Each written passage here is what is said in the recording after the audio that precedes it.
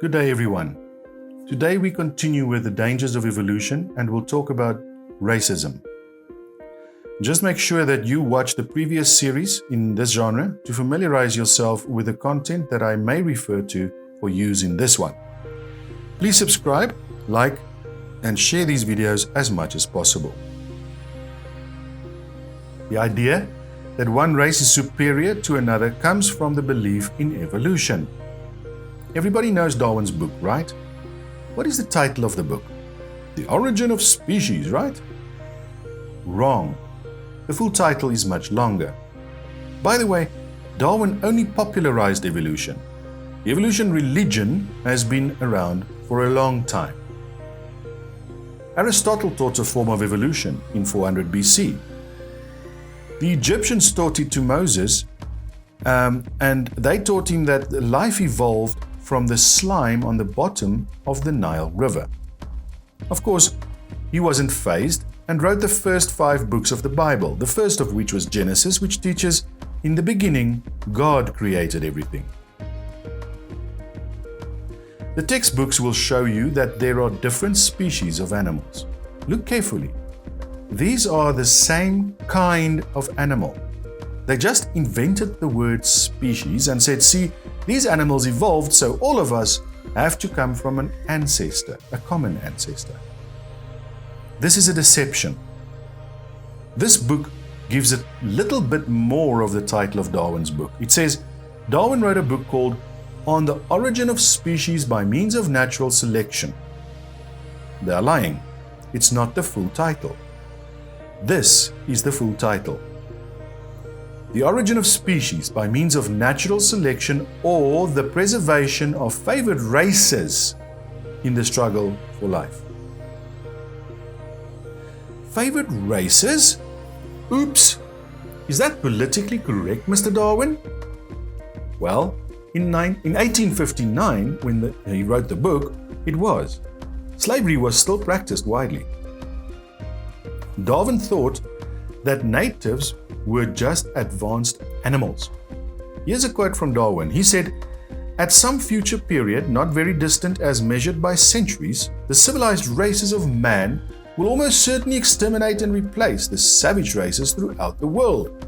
Thus, from the war of nature, from famine and death, the most exalted object which we are capable of conceiving, namely, the production of higher animals, directly follows." See, one could say such things in 1859. In America, people were still bought and sold like cows. H.F. Osborne said, "The standard intelligence of the average adult Negro is similar to that of the 11-year-old youth of the species Homo sapiens." If a professor today said the same thing, he would not keep his job much longer.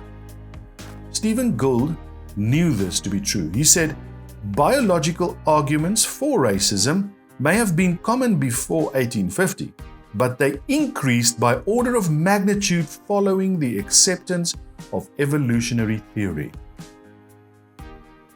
Huxley said, "No rational man, cognizant of the facts, believe that the average Negro is the equal, still less the superior, of the white man." Kingsley, an Anglican priest, said, "The black people of Australia, exactly the same race as the African Negro, cannot take in the gospel. All attempts to bring them to a knowledge of the true God have as yet failed utterly. Poor brutes in human shape. They must perish off the face of the earth like brute beasts." Kingsley was the Anglican priest who went around promoting Darwin's book when it came out. In a letter to his wife in 1860, after he visited Ireland in the potato famine, where 1 million people died, he said, "I am haunted by the human chimpanzees I saw along the 100 miles of horrible country.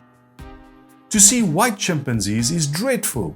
If they were black, one would not feel it so much, but their skins, except where tanned by exposure, are as white as ours." Here are the Irish people starving and dying from the potato famine, and Kingsley drives past them and says, "Ah, these poor white chimpanzees." he thought they haven't evolved as far. The Mormons teach Negroes in this life are denied the priesthood. Under no circumstances can they hold this delegation of authority from the Almighty. The gospel message of salvation is not carried affirmatively to them. Negroes are not equal with other races where the receipt of certain spiritual blessings are concerned, particularly the priesthood and the temple blessings that flow therefrom. But this inequality is not of man's doing. It is the Lord's doing. It is based in His eternal laws of justice and grows out of the lack of spiritual valiance of those concerned in their first estate. See, the Mormons teach that babies in heaven are born first. The Heavenly Father has thousands of wives and have spirit babies. When they come to earth, the good spirit babies get a white skin and the bad ones get a black skin. Mormon Doctrine by Bruce McConkie, he said, it's a divine decree. Cain, Ham, and the whole Negro race have been cursed with a black skin, the mark of Cain. Mormon Apostle Mark E. Peterson said, if there is one drop of Negro blood in my children, as I have read to you, they receive the curse. Mormon President Brigham Young said, shall I tell you the law of God in regard to the African race? If the white man who belongs to the chosen seed mixes his blood with the seed of Cain, the penalty under the law of God is death on the spot. This will always be so. Look for these books, guys, if you would like to know the truth about Mormons and how they justify their racist doctrines through the years. Some leaders taught that the Australian Aborigines were not as evolved as the white man. They cited the fact that Aborigines have bigger jawbones as evidence for the evolution theory. While the Eskimos up in Alaska also have bigger jawbones, they said that this is because they are not as far evolved from apes as we are. This, of course, is nonsense. They use their jaws more than we do, like a vice. They are nomadic and don't haul a lot of equipment with them. When they skin an animal, for instance, they would use their teeth and jaw to hold the skin and their hands to pull it apart from the animal.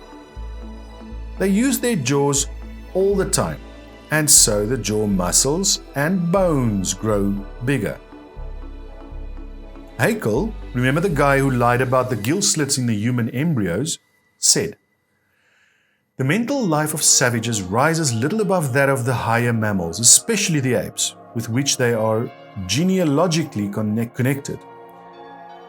The intelligence moves with the narrowest bounds, and one can no more, or no less, speak of their reason than of that of the more intelligent animals. These lower races, such as the Vedas or Australian Negroes, are physiologically nearer to the mammals, apes or dogs, than to civilized Europeans. We must therefore assign a totally different value to their lives.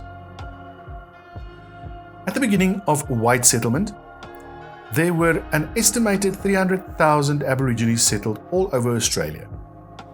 Aborigines were viewed by the settlers as primitive, savage, and unchanging. In addition to warfare killings, water, flour, and sugar were poisoned, and diseases, smallpox, measles, and influenza, were introduced.